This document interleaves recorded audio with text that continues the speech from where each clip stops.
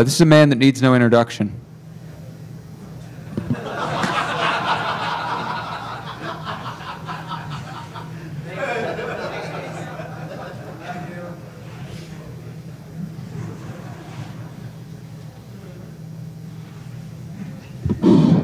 Guess I'm on then. Okay. So, you guys are here because you're curious about what the hell US Visit is. How about now? Okay, US Visit is Homeland Security's system for tracking visitors to the United States. Why should you care about it? Why is any of this worthy of a DEF CON presentation? Well, let me start with a quick show of hands here. How many people in this room do not have American passports? Raise your hand if you don't have an American passport. Okay. Keep your hand up if, when you entered the United States, you filled out the green visa waiver form. Okay. Keep your hand up if that lower portion of that green visa waiver form is either in or with your passport. Okay, everyone with their hands in the air, you have RFID tags in your passports. At least if you don't, Homeland Security has stated that they will be deploying RFID into your passports as soon as they've got the money to actually buy the chips. That's why you need to care. In addition to RFID tags, there is massive biometric data harvesting, massive distribution of this data. I'll be getting on to exactly how. Homeland Security appears to be using cryptographic algorithms that are not NIST approved. So in addition to collecting all of this data, they're not actually handling it properly. And has anyone ever seen one of these before? This is the receipt that you get when you're on the US Visit program and you leave the United States. This is an entirely new biometric form of ID that Homeland Security have introduced. Now, that's how it affects foreigners. How does US Visit affect US nationals? Well, the first thing is, a lot of these technologies have already been tried to be deployed in American passports against American citizens. RFID tags in passports in particular. There was a big uproar not so long ago when Homeland Security announced that they would be adding RFID tags to US passports. Such a big uproar that they eventually changed the system so that the covers of the passports now include foil to supposedly shield the RFID tag so that you can't read it unless the passport's open. Unfortunately, Homeland Security can quite honestly currently turn around and say, well, we've been deploying all of this technology to foreigners for a couple years now. We've not had any problems. Why should we not deploy it to everyone else in the world? So foreigners should care because you're directly being affected by this. US nationals should care because Homeland Security is setting a precedent here. You are going to be hit with this technology sooner or later unless we can convince Homeland Security that it's actually a bad idea. So let me establish some credibility here. I married my lovely wife a couple years ago. She's an American citizen, and it's taken me 3 years to obtain my green card. I know a fair amount about the US immigration system. Combined with 20 or more trips to the USA coming under this US Visit system, and the fact that, hey, I'm a geek, I'm curious, means that I've been able to find out some stuff about it. The only public documentation that I've been able to locate has been one document from Homeland Security with a privacy statement. It's very vague, it's very woolly, there's a whole lot of stuff that's missing from it that should be, but you can combine that with a whole lot of stuff that you can gain from interacting with the system and interacting with these barcodes, and you can figure out quite a lot about it. So that's where a lot of my information comes from anyway. You can visit this on the website if it's at all interesting to you. It's a fascinating read. It's about a 40-page document of which over half is just references. Not a whole lot of information there. So what is it? Well, from this privacy document from Homeland Security, this is what Homeland Security claims US Visit is supposed to do.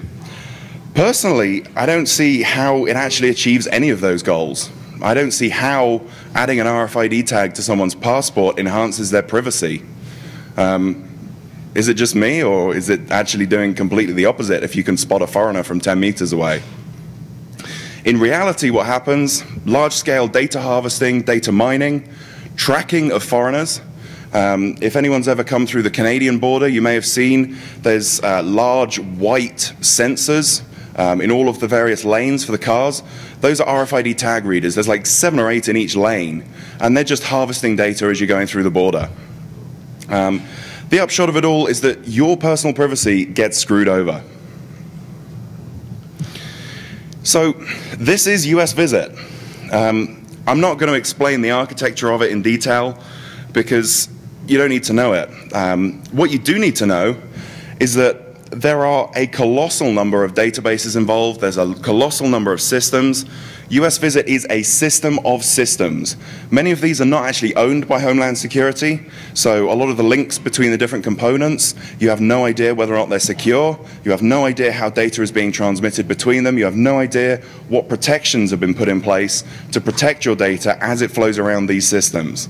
It's very big, it's very complex, and as far as I'm aware, no one has ever done any security assessment of it. Probably internally in the government, but hey, how good are they? So, how does US Visit work? Well, you come in on the plane, you fill out your I-94 form. This is the long green visa waiver form. When you sign that form, if you've ever read the back of the form, you're actually signing away your right to appeal.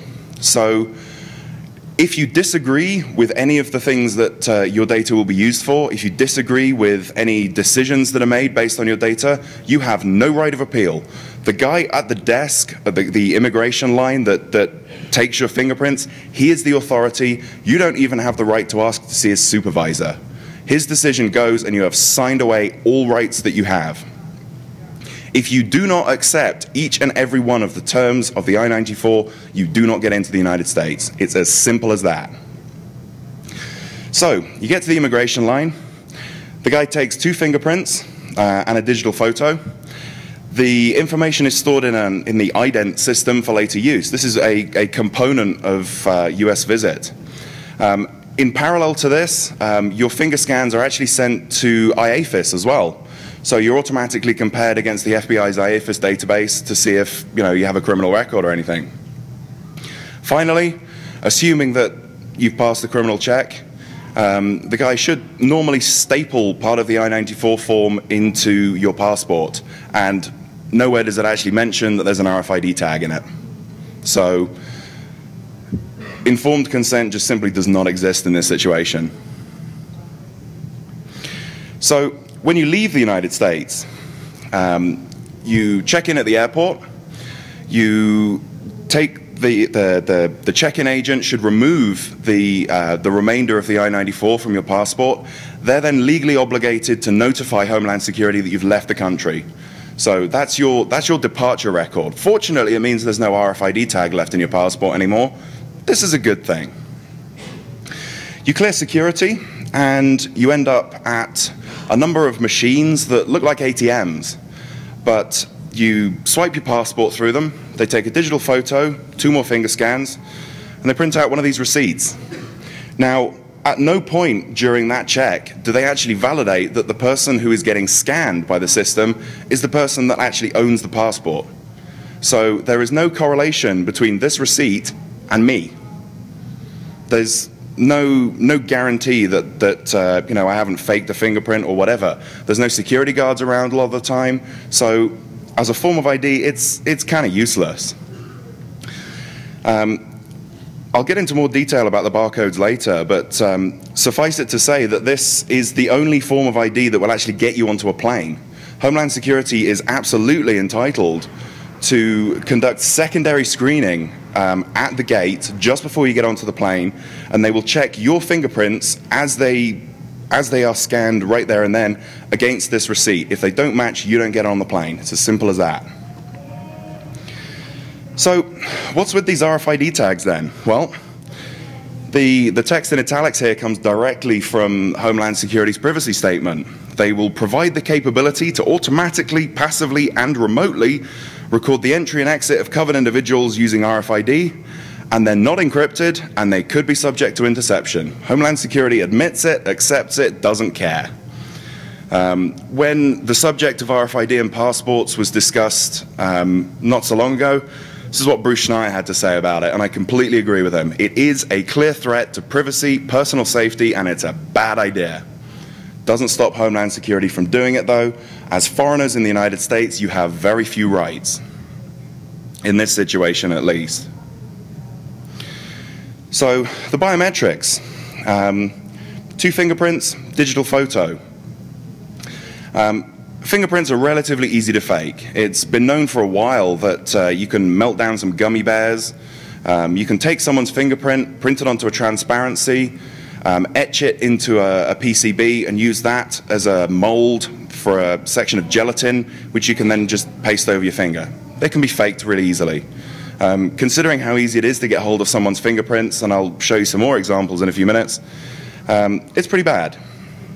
Now, the way that the fingerprints are actually stored, they're not stored as pictures, so you can't just decode one of these things and recover someone's fingerprint directly. It's stored as minutiae.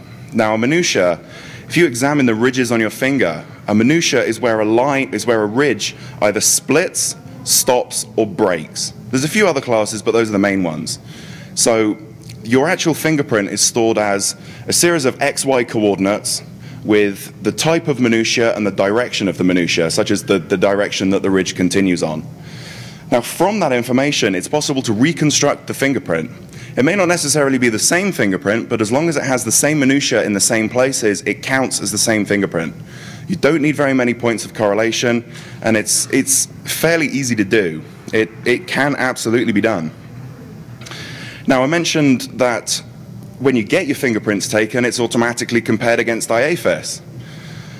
I'm not a lawyer here, but over here you have the Fourth Amendment, which says that you can't search someone without due process. I'm not aware of walking through immigration as, sufficient justification to be able to do a criminal background check on me. But because you signed the I-94, you've consented to it. Fourth Amendment doesn't really apply because you've explicitly signed for consent. The digital photo that's taken, it's in the form of a low-resolution photograph, according to Homeland Security. In the days of 10, 12 megapixel digital cameras, who knows what Homeland Security classes as low resolution? I have no idea. I have no idea what the specifications are of that picture. I don't know if we can ever find out. So all of this information is printed onto these receipts. So what is it? Well, it's a high-resolution, two-dimensional barcode. It's roughly 200 pixels by 100 pixels, so there's about 20 kilobits of data on it. About 25% of the data on this is error correction information, so it's entirely possible to lose large chunks of the barcode if it gets folded or torn or whatever, and still scan it. It's very robust, it's very reliable. The actual symbology used is called Aztec code. The barcode standard is Aztec. It's an open standard. It's not very common, but you can pick up readers on eBay. I got this with change from $100. There is also absolutely the possibility of using a smartphone to recognize these barcodes.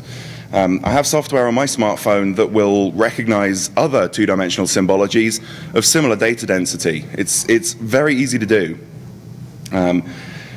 So you could gather these things in a lot of different ways. The information on the barcode consists of both of your fingerprints, all of the information on your passport. There's a little bit more information printed at the top, your digital photo, the whole lot. All of it is on this barcode, ready to be retrieved. Supposedly, it's encrypted. I'll show you a plot of the data in a second that supports the theory that it at least looks random. But you can deduce some information about the encryption algorithm used if you look at the block size. Cryptographic algorithms work on fixed size blocks of data. So if you've got a series of chunks of data that align on 64-bit boundaries, you can use that information to take a guess at what algorithm is in use. With these, I actually have a couple of these, and the block size appears to be 16-bit, which is inconsistent with DES, AES, any of the really good algorithms. It's possible that it could just be a direct RSA cipher. I doubt it. It's possible that it could be a stream cipher such as RC4. If it is a stream cipher such as RC4, RC4 is not NIST approved, so Homeland Security should absolutely not be using it. Quite what the algorithm is, I have no idea, but it's certainly not AES. So if you actually take a few of these, this is a plot of 4 of these barcodes. So you scan these into a PC and you just get a binary blob of data. If you count how many times each byte appears, it's a good way to take a guess as to whether or not something is actually random. So at the bottom here, you've got 4 individual barcodes and the frequency of each byte on each barcode. And then at the top, you've got the total. There are some mild inconsistencies. There's a spike around 50. I investigated it and it's nothing. There's no particular byte sequences in it. There's an unusually high occurrence of 0D, 0A, but it's not consistent across all of the barcodes, so again, you can't really deduce anything from it. It looks random. It looks encrypted, but looks can be deceiving. It may not be encrypted at all. So, to scan the image, you grab your barcode scanner. It's that quick. And I've now got all of the information on this barcode. There is actually 2 barcodes on here, right next to each other, so it looks like one, but you can scan the second one just as quickly. Homeland Security reckons that the encryption codes used for these are changed daily. Now, if they are changing the codes daily, then it means that they have to have some kind of key distribution system, and something that people doing every day for years at a time, there's going to be mistakes made. There's going to be weaknesses in the key distribution systems. There's going to be ways to retrieve the keys directly from the system. I believe that at the moment they're transmitted over Wi-Fi networks. So you can sniff the keys out of the air. They're probably encrypted over some kind of communications channel, but again, who knows? I don't really want us to be caught by security sitting in an airport sniffing traffic off the US Visit network. So the other thing about them is that even if they are changing the codes daily, it doesn't really matter, because you can legitimately take a flight through an airport and you can just harvest some of these codes. If you break the encryption key on one, if you particularly target one barcode and you retrieve the key, then you retrieve the key for all of the barcodes for that day. So you can just spend a day in the airport harvesting codes and decrypt it all once you break a single key. It's trivial to harvest these things. Walking around an airport with a barcode scanner hooked into a laptop in your backpack, kind of a little bit suspicious. Certainly taking pictures of people with camera phones isn't as suspicious. Dumpster diving for these receipts, who's honestly going to care? People don't know what information is on these. So you get situations like this. Some guy published one of these on Google Images. Now this looks like a fairly low quality image, but the fact is there is so much error correction data in these that that barcode could probably be recognized.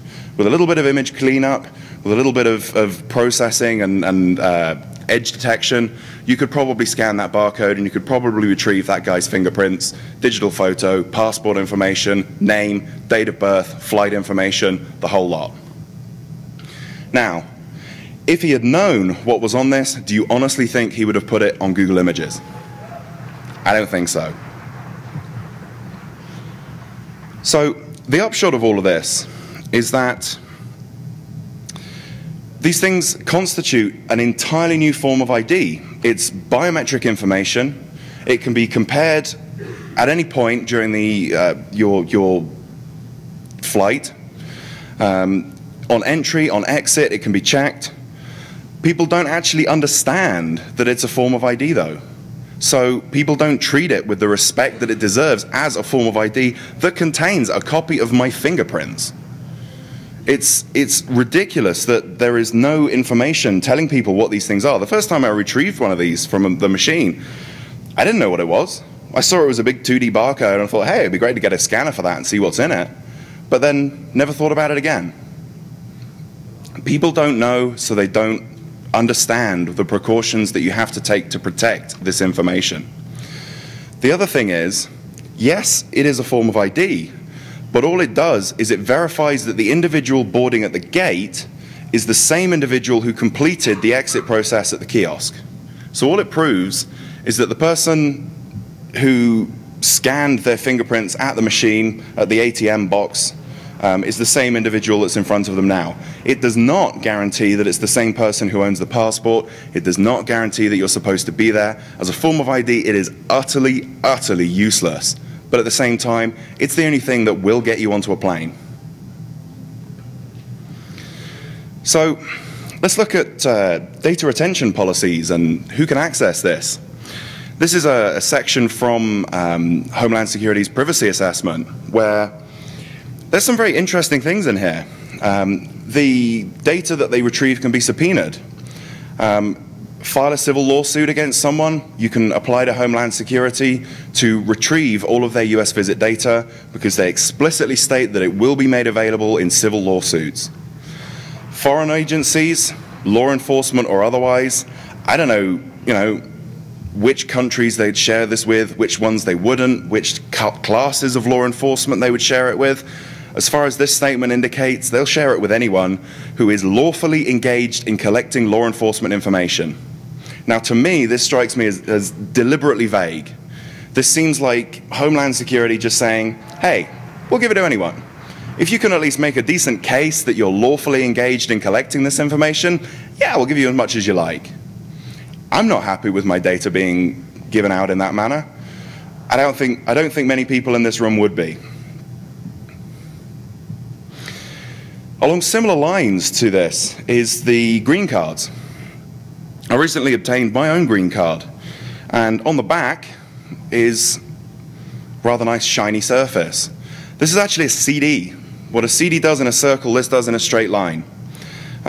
Fortunately, along the very bottom of the data section, they print the patent numbers. Gotta love the USPTO because it's all open, it's all completely public. You can just retrieve the patents. You can track down the manufacturer, you can obtain readers, you can obtain more cards, you can do whatever you like. And according to the patent, the absolute minimum amount of data that you can fit on one of these is 250 kilobits. According to the manufacturer's website, this card contains 2.8 megabytes of data. I have no idea what is on this. I suspect that it is a complete copy of every form that I filled out in order to receive my green card.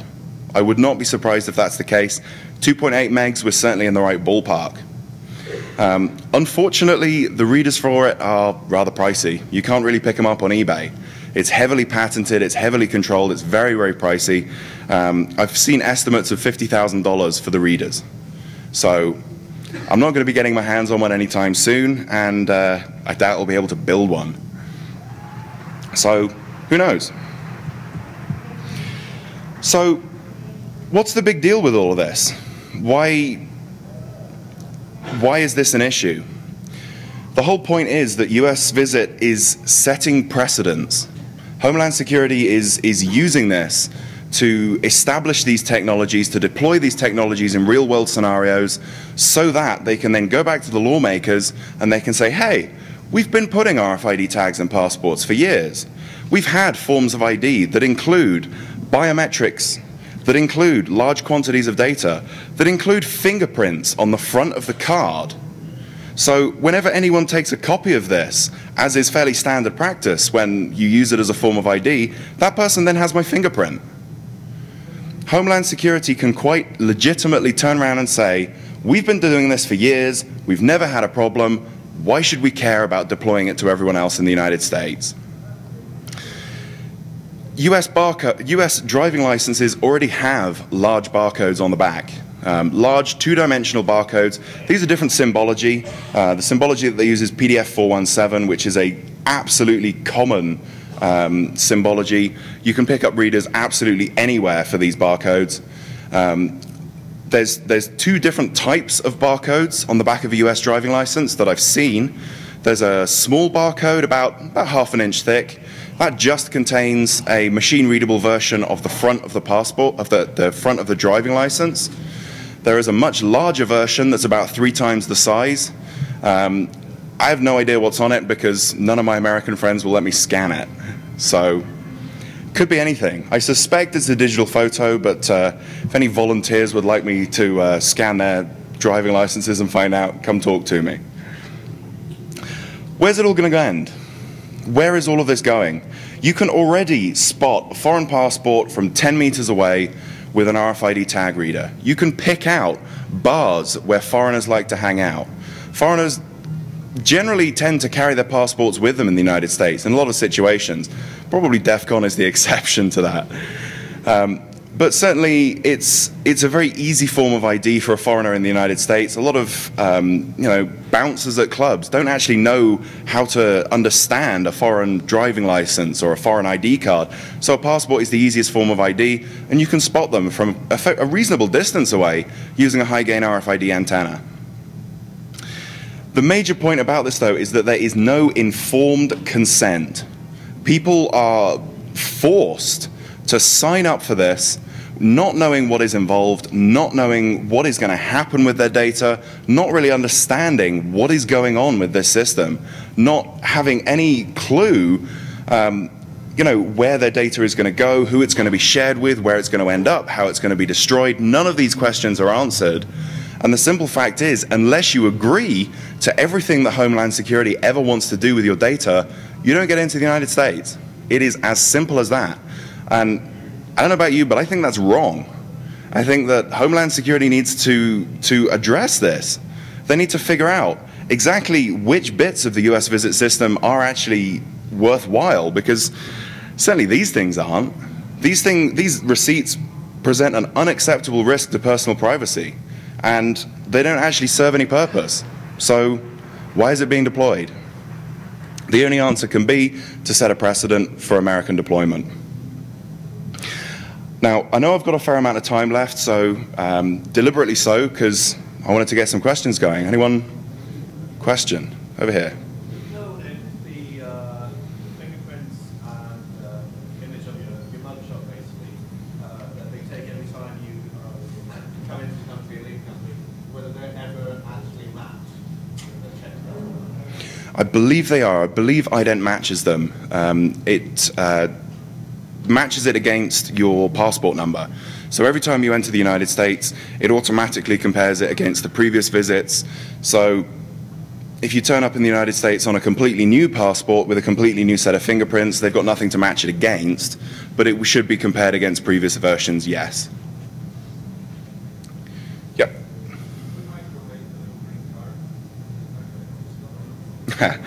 I have considered microwaving my green card. Gentleman was asking if I've ever considered microwaving my green card. Yes, I have, but I'm not sure how useful it would be afterwards. It's just a piece of plastic, so I wouldn't want to melt it. So much effort to get hold of the thing. It's also a federal offense for me to not have it with me at all time. If I'm ever stopped by a police officer and I don't have my green card with me, that is a felony. It's great. I'm sorry? Only within 25 miles of the US border. Oh, is that really the case? Okay. Like down by Texas or California or up by Canada. I was actually advised that it was at any time I was stopped by a police officer. I shall look into that and find out the proper answer. Yep. The European Court a few weeks ago decided that the agreement under which the EU supplies passenger information data to the US DHS is actually illegal under EU data protection law. How do you think that one's going to play out? The actual illegal component of it is, I believe, the Americans' demand for it. If the individual states elect to submit that information to Homeland Security, I believe it's still legal. Obviously, if you also get the consent of the passengers involved, again, it becomes legal. So it's all a question of whether you actually sign away your rights to this. So it may well be the case that the actual process is illegal on its own, but once you obtain the consent of the people involved in the process, it stops becoming illegal. So as far as I'm aware, Homeland Security has not been affected by this in any way. They're going to carry on doing exactly what they have been doing. Any more? Oh, in the red. Do you know of any evidence which has proved anything, or I'm sorry? do you know of any evidence if a U.S. visit has proved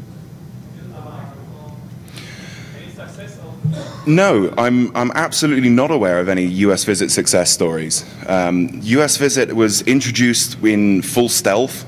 There was no real warning of its deployment. It just appeared at airports one day. It's been very much taken under the radar. There's been no real numbers published about success or failure of the system. There's been no information about APHIS hits, nothing at all. As far as I'm aware, there has been no successes. So, no is the simple answer. Yep. Okay, Sasan? On the success thing, I have actually read a bit. They do have some numbers where they claim to have identified, X number of criminals leaving the country.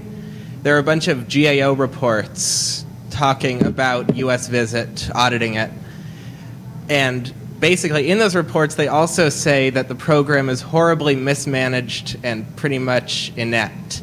And I'm wondering what you think about that, beyond the nefarious, aims that the government might have. What about the fact that it's just really inept? Well, as I mentioned in the, if you go back to the architecture diagram, a system this large and this complicated, it's extremely difficult to manage. It's not like a large banking backend where everything has been designed from the ground up. The system has very much been a case of Homeland Security setting some goals and then just pulling in components from completely different agencies in order to build a system that kind of works. So as far as the ineptness goes, I think it's just inherent in the way that the system was designed and constructed. It was just kind of thrown together to solve a problem, which is why it's such a failure. I'm sorry, front corner. Is there any, two questions actually. Is there anything wrong with blocking the signal yourself? You're talking about tinfoil, but if you put it in a case that blocks the RFID, then you're easily circumventing the whole process anyways. The other question is I see you have this up. Seems like this would be DSP. Into what, sorry? Total information awareness. Yes, absolutely. It seems like it's a great. Absolutely. Some of these systems are owned by CIA, some are owned by FBI. NSA is distinctly missing from this, conspicuously so. So I would not be surprised at all if this architecture diagram was missing a couple nodes that are managed by NSA. Who knows? We may never find out. I'm certainly not, I don't have the resources to fight a Freedom of Information Act case, so we may never find out. As far as screening the RFID tags goes, yes, absolutely.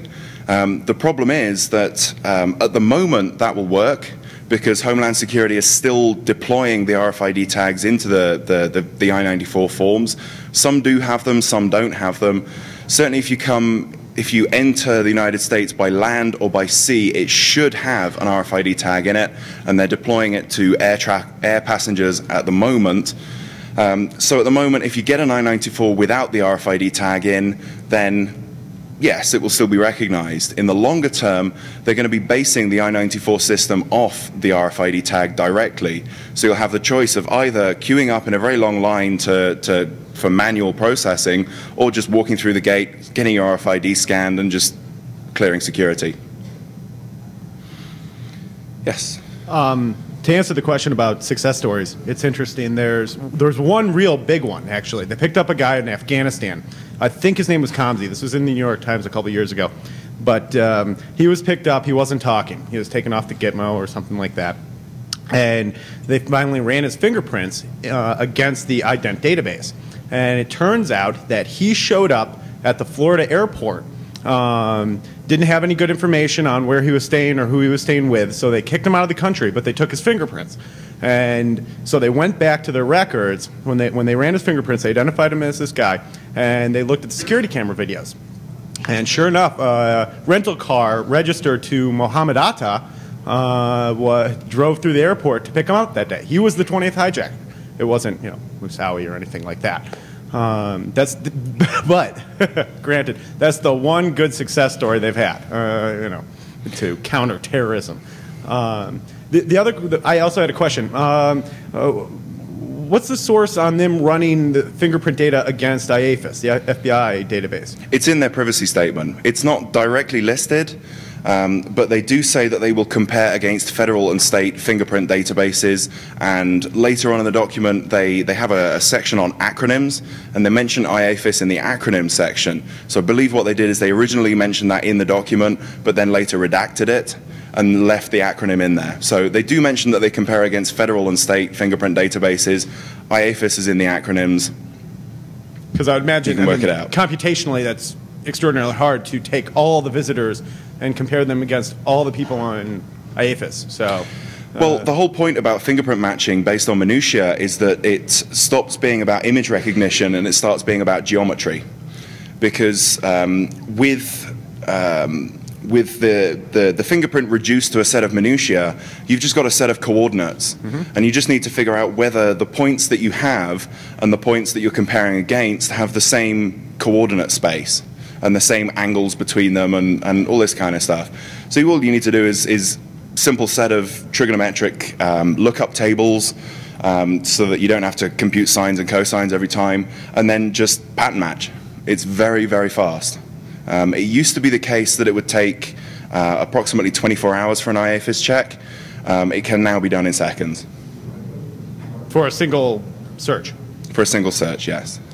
Yeah, that's my understanding. Thank you. Yes, I understand that the UK is developing a similar system known as UK Borders. Do you know anything about that? I'm not familiar with the UK system. At the moment, my focus on UK identity systems is on the UK ID card, which is just entered law and is being deployed now. I'm actually quite glad that I've got my green card and I'm not going to come under it, because from what I understand, it's considerably larger scale than the green card systems, considerably more invasive.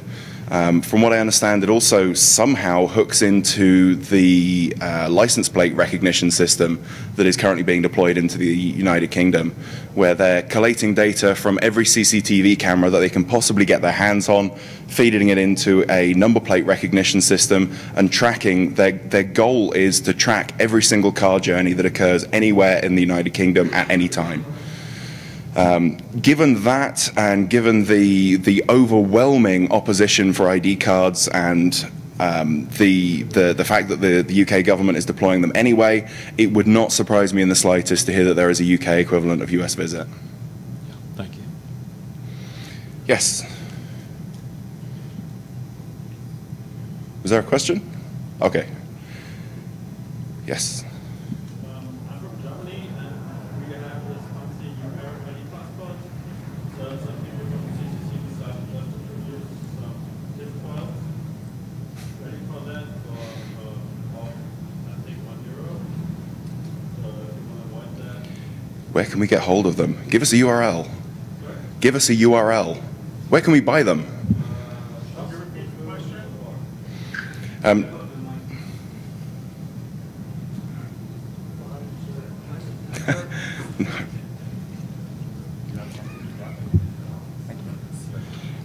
Gentleman from Germany pointing out that CCC is now selling RFID screens for German passports with RFID tags in them. I'd rather like to know where to get hold of one. Yeah, I'll put it up on the screen. Okay.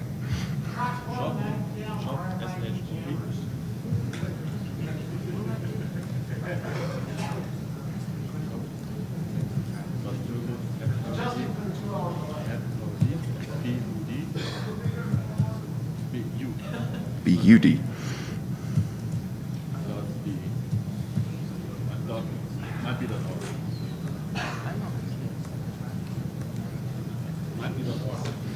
Okay, apparently that might be .org.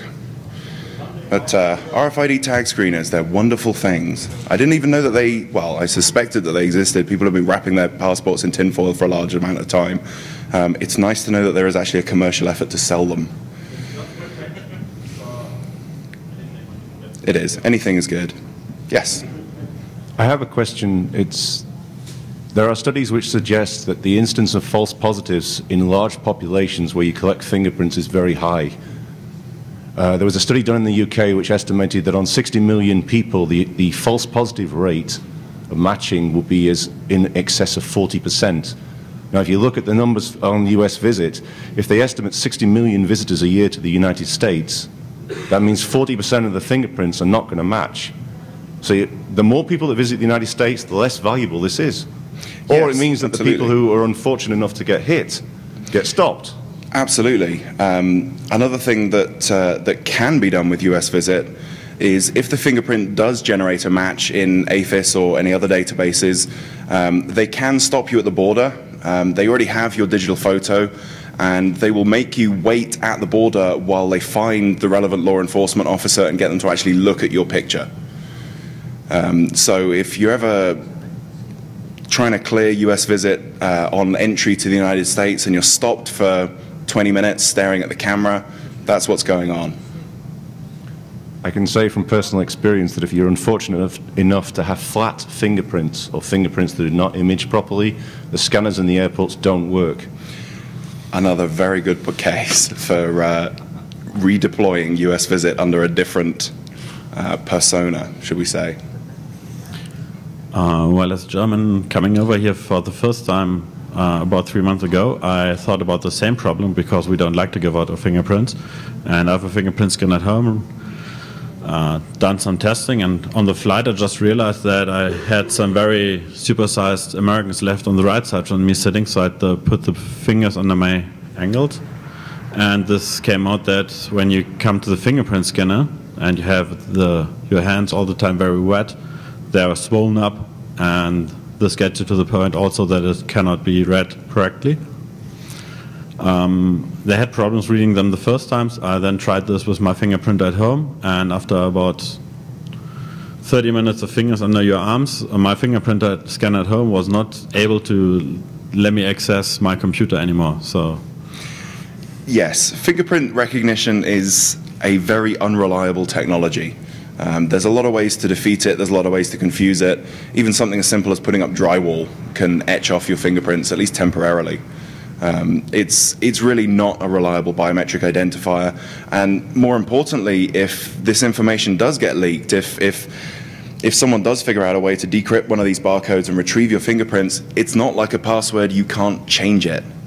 You only have 10 fingers and they have 2 of them on the barcode, so, you know, what are you going to do, surgery? yeah, interesting thing then might be to just try to let them not scan your fingers on the first entrance, because I've never had scanned my fingers after that while I was in the USA. So just at the borders, they'd been scanned. If they don't get a good picture from that, I think that will, well... They do make exceptions for physical and mental limitations.